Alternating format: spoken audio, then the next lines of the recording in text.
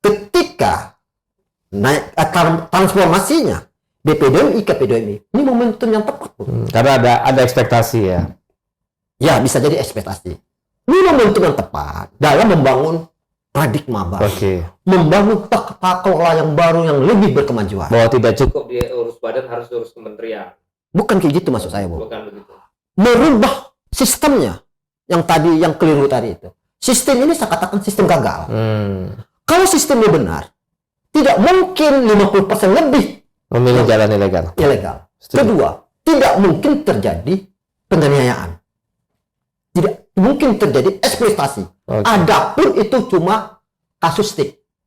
Ini bukan kasusistik lagi, Bu. Ini sistemik, terstruktur. Makanya saya katakan tadi, suatu sistem yang baik itu apabila human errornya cuma 5%. 5%. Ini lebih dari 50%. Berarti ada yang tidak beres. Salah satu yang Bung tanyakan tadi, apakah karena faktor biaya? Benar. Bukan faktor biaya aja, Bung. Buat bilang saya tadi, birokrasi begitu panjang. Dan ini menjadi bancakan-bancakan, Bung. Siapa yang mengambil bancakan ini? Nih, siapakah pelakunya? Benar Bung tanyakan ini. Sistem ini gagal itu menjadi santapan, Bung. Santapan siapa aja? Sindikat di Indonesia dan sindikat di Malaysia. Saya tidak menyalahkan Indonesia saja, Bung. Tidak juga menyalahkan Malaysia. Kalau sebenarnya tata kelola yang baik, Malaysia itu, pemerintah Malaysia itu, kalau benar dia, karena ada lebih 2 juta lebih yang ilegal, Bung. Artinya pemerintah Malaysia sendiri secara sistematis atau secara sistemik melakukan penampungan ilegal. Artinya ada sistem yang salah. Ini bukan masalah pengawasan lagi. Pengawasan itu saya anggap lip service aja. Contoh kemarin, lip service-nya malah terjadi tragedi kemanusiaan. Apakah dengan tindakan menembak tadi itu para ilegal nggak masuk berhenti? Tidak. Jalurnya kan banyak, tidak hanya peradilan riau. Iya, lip service. Betul. Gini kan karena lip service. Karena ada permainan busuk di sini. Penjaga-penjaga perbatasan itu, baik Indonesia maupun Malaysia, terjadi tragedi kemanusiaan tadi itu. Ini yang berbahaya, Bu. Jadi saya tidak pernah menyalahkan si APMM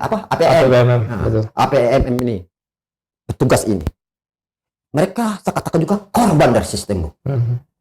Dan lucunya pemerintah sangat reaksioner menyikapi persoalan ini.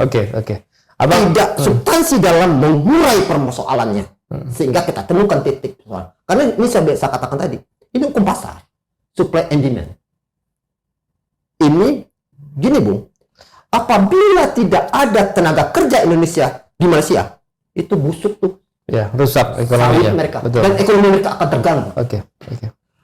Begini, Bung, ada lagi harus saya sampaikan. Jangan salah paham ya.